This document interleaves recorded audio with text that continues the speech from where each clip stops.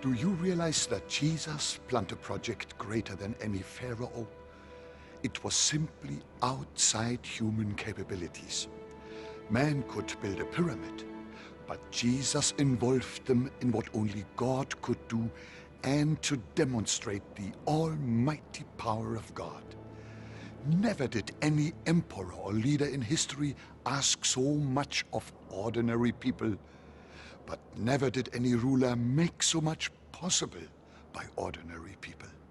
Jesus deliberately picked a few local men who knew nothing about anything except fishing, and then sent them out to change the world.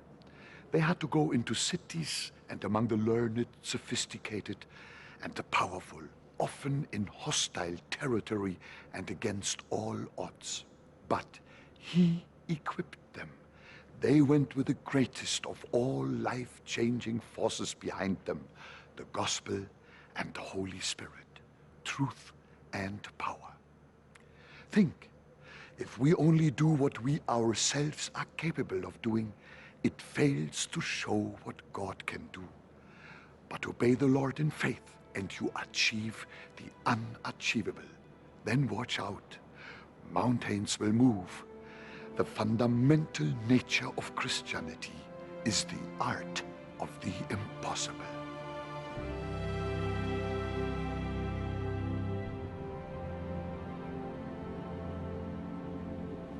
You know, I grew up in North Germany at the mouth of the river Elbe. It is a tidal area. So when the tide was out, we boys used to play in the mud. And in the mud were lying big barges, loaded with building materials. I don't know how heavy they were, maybe hundreds of tons or 50 tons, some bigger, some smaller. And we boys played around there. But I used to think, no power on earth can move these barges. But then, all of a sudden, the tide came in, and everything around those barges began to swirl.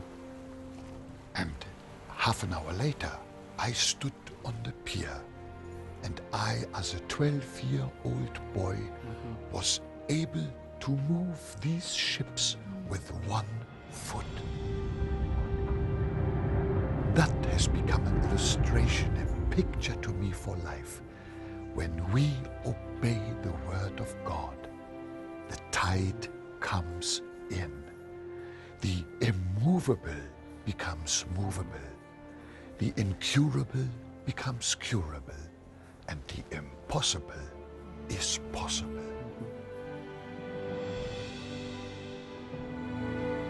When Jesus sent the Holy Spirit into the world, it created a new order of possibilities beyond all that had been known since the days of Adam.